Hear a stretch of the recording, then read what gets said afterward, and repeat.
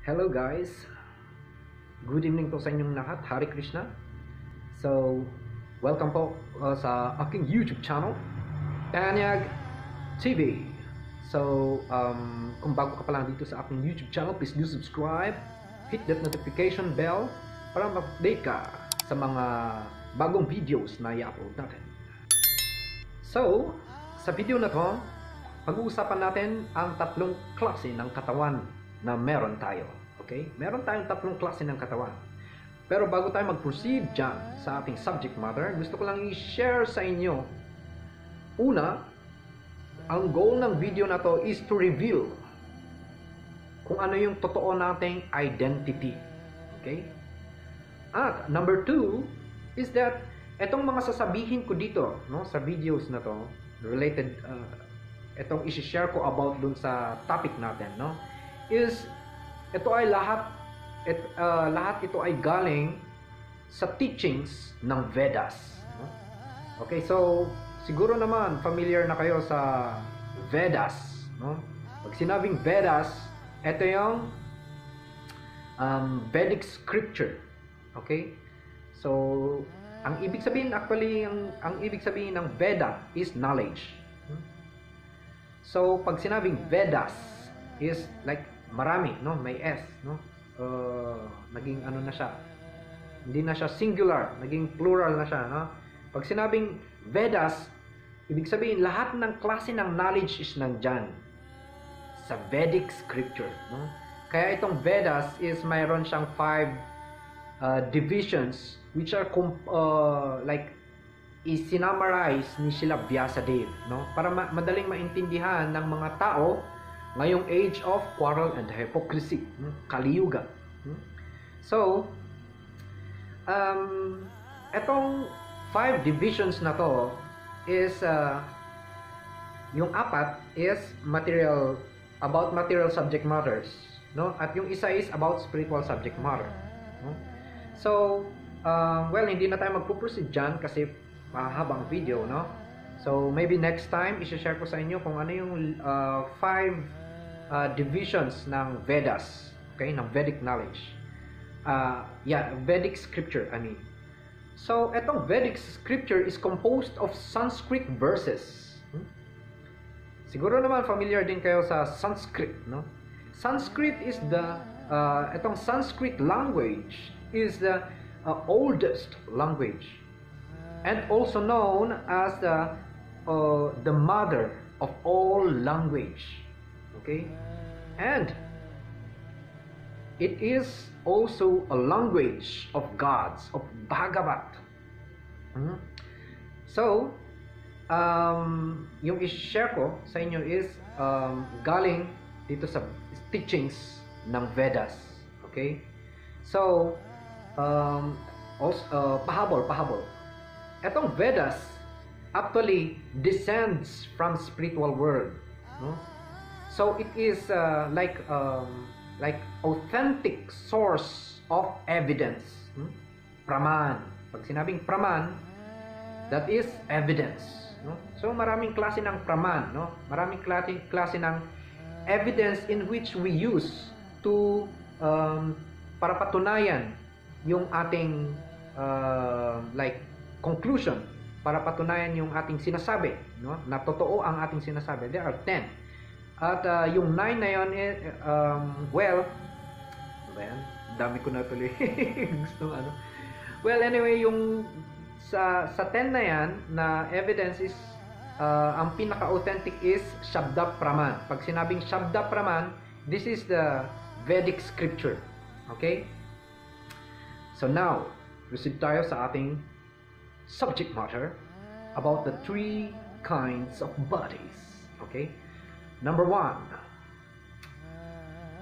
gross body, stula sharira. In Sanskrit, it is called stula sharira. So, etong gross body is ito, yung nakikita natin. Ito also known as the physical body. Okay? At etong physical body na to is composed of 5 elements. Kung alam nyo na yan. At syempre, tinuturo yan sa school.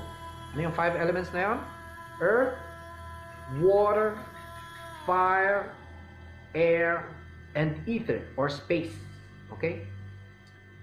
So actually itong 5 elements na to is makikita natin externally, no? Yung space is hindi natin siya makita because it is like space, no? Like hangin, parang hindi siya hangin eh. Pero that's very like mahirap i-explain yan, no? Pero like if you see the sky, no? Very space, no? Space. Like yung surroundings natin, no? Makikita niyo may mga spaces, no? So, and also yung earth, 'di ba? Makikita natin may lupa, no? Water, no? Makikita niyo may tubig. Merong fire, 'di ba? At yung air, 'di ba? Mararamdaman natin yung air. So, etong 5 elements na to is present sa katawan na to, no? So, mapapansin nyo, etong balat natin mga buto is all made of earth, no? So, umiinom tayo ng tubig, di ba? So, nandyan yung element of water. Yung air, humihinga tayo, di ba? At yung space. Space is yung like, how say? Ito yung, makikita nyo may mga holes, no? Yung ano natin, yung balat natin, anywhere makikita nyo may mga space yan, yung katawan natin. At yung fire, no? Fire ito yung like mainit yung katawan natin, no? So pag patay na tayo, wala na yung element of fire. Pag malamig na yung, di ba, syempre pag mamamatay tayo, bangkay na, di ba? Malamig na. So wala na yung element of fire. So pag mamamatay tayo, lahat ng elements na yan is babalik sa kanilang source, no? Babalik sa kanilang main na ano, no? Na kung saan sila nararapat. Saan sila nararapat, no? So yung fire pupunta sa element of fire. O yung element sa katawan natin na water is mag-evaporate, no? Pupunta yan sa ano, sa water element. So ganon. Okay? So number 2, yung katawan natin na subtle body. Subtle body is ito yung psychological body. Medyo inner siya, konti. At yung subtle body na to or yung psychological body natin is composed of 4 elements. Alam nyo na ba yan? Well, siguro hindi yan pa tinuturo sa school, no? Kasi syempre yung tinuturo sa school is all based in in Western knowledge, no? Western like nakaalaman, okay? So, well, in Vedic scripture, no? Etong katawan natin, etong second body natin which is the subtle body is composed of 4 elements, and that is mind, intelligence, false ego, and chitta. Chitta means ito yung like actually it is a very deep subject matter, no? Chitta. So marami kasing meaning yan. So sa Sanskrit kasi, isang word is maraming meaning yan. So but if we will listen to the self-realized soul, yung chitta refers to the heart. Heart, no? Hindi yung heart na tumitibok-tibok, no? Because that's gross.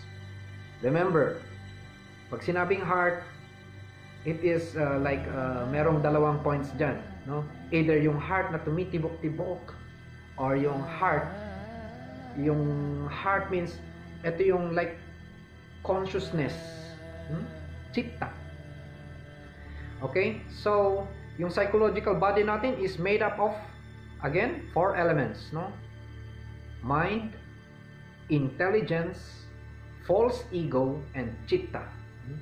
Yung false ego, ito yung ina-identity na, ito yung reason or yung source kung bakit ina-identify natin yung katawan na itong gross body as our true self. False ego. False ego or false identity. False identification. So, at yung pangatlong body is the spiritual body, and that's the soul. So yung soul is actually yun yung totoo nating identity. our true identity is actually a soul. We are soul. Saruparta hirhinan ni Jasuka paran Krishna bimukhan harirmaya dandan nigada jalay kalayati stulay linger dividha varanay klesha ni karair mahakarmalaner patitan sarga ni rayo. That is a Sanskrit verse, no? And which means first is that nandun tayo sa marginal potency. Okay, very interesting, no? We are now talking about this, kung saan nanggaling ang soul. So, well, sa general teachings, no? Sabi nila, yung soul is like a light or para siyang hangin lang. No? Actually, these are like misconception about the existence of the soul. No? So, according sa teachings ng Vedas, the soul is completely spiritual at meron siyang spiritual form. Ibig sabihin, meron siyang spiritual eyes. Meron siyang spiritual form. Very, very blissful, beautiful form, spiritual form. Okay? So, yung totoong nature ng soul is Krishna Das, the servant of Krishna. Jiver Sarupoy Krishner Nitya Das. No? Pag sinabing Jiva, Jiva means the soul. So, Jiver Sarupoy Krishner Nitya Das means the constitutional nature and identity of the soul is to be an eternal servant of God, Krishna. Okay? So, ibig sabihin, yung soul has a very beautiful form in which, through that spiritual body, he serves God directly. Okay? So, hindi, ibig sabihin, yung soul is not a crystal ball, no? Or a usok, or hangin, or hininga, no? Di mo alam kung, no? So, the soul has a identity, okay? Now, Harimaya dun Sorup Arta. Sorup Arta means the constitutional nature of the soul is servant of Krishna. And that's Sorup, no? And Artha means wealth. So the wealth of the soul is service to Krishna, to God. Yan yung soul, yan yung totoong identity ng soul. Okay? Service. So yung kanyang wealth lang, yung wealth ng soul is to serve God.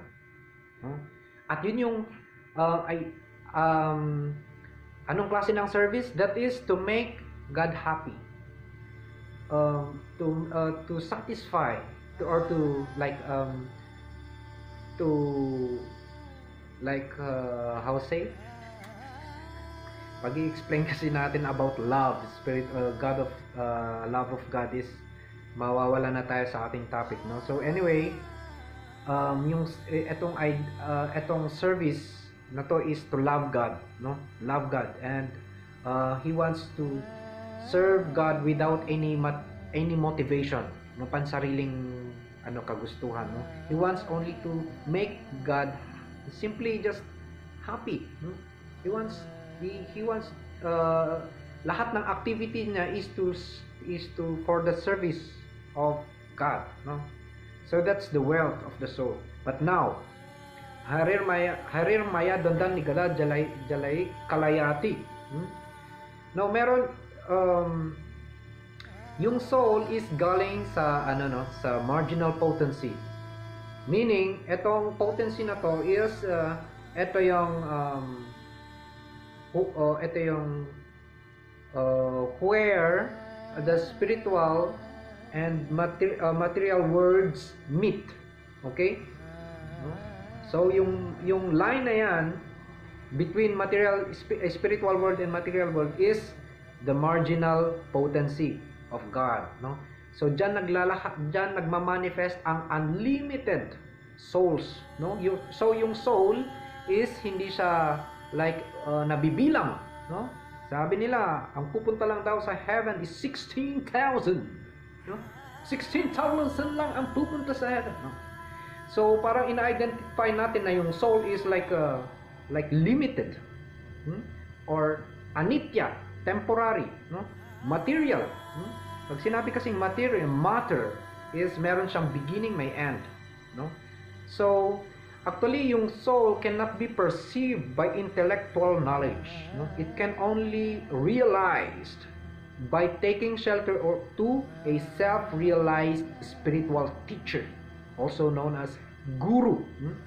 So, if you want to realize your true identity, is that you should take shelter to a self-realized guru. Hindi kang guru, kasi may mga kang guru nga, may mga klase ng guru na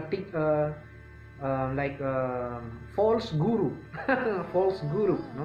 So kailangan titignan natin, no?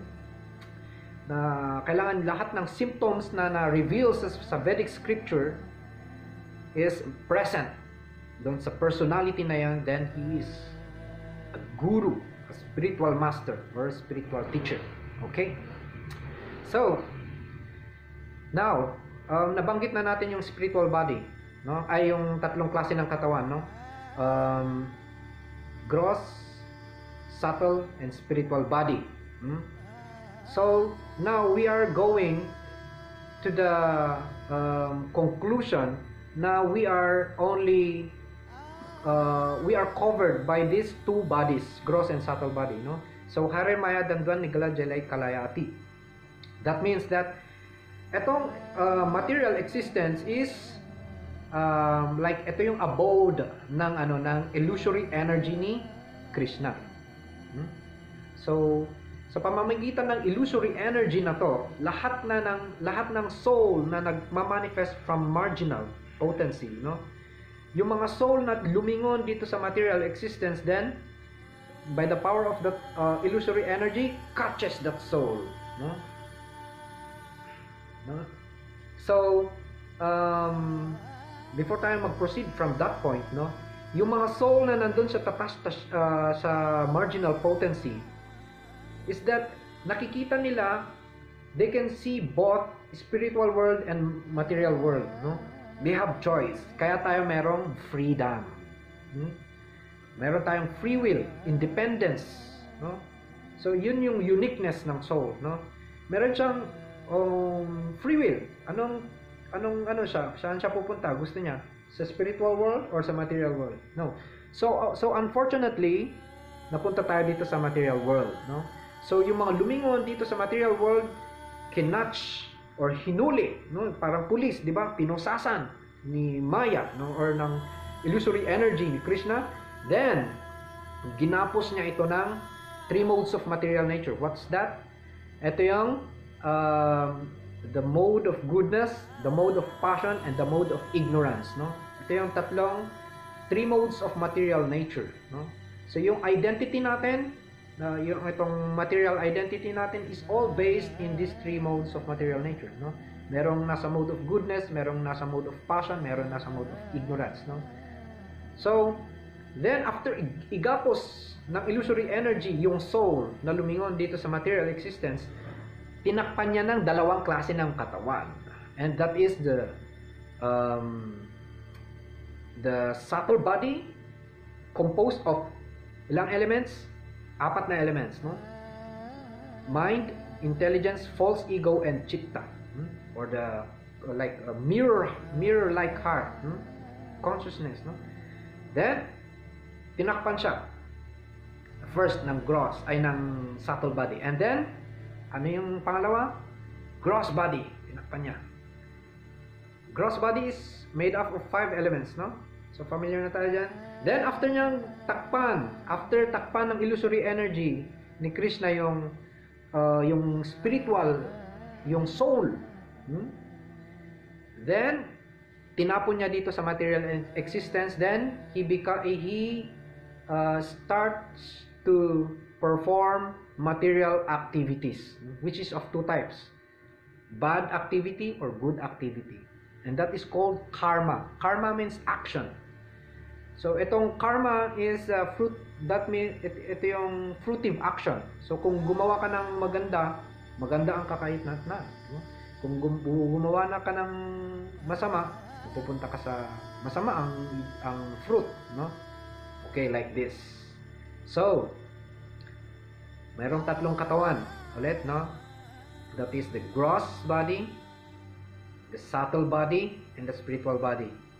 At yung totoong katawan natin is the spiritual body. So, ibig sabihin, we are not this body. We are soul. Hare Krishna.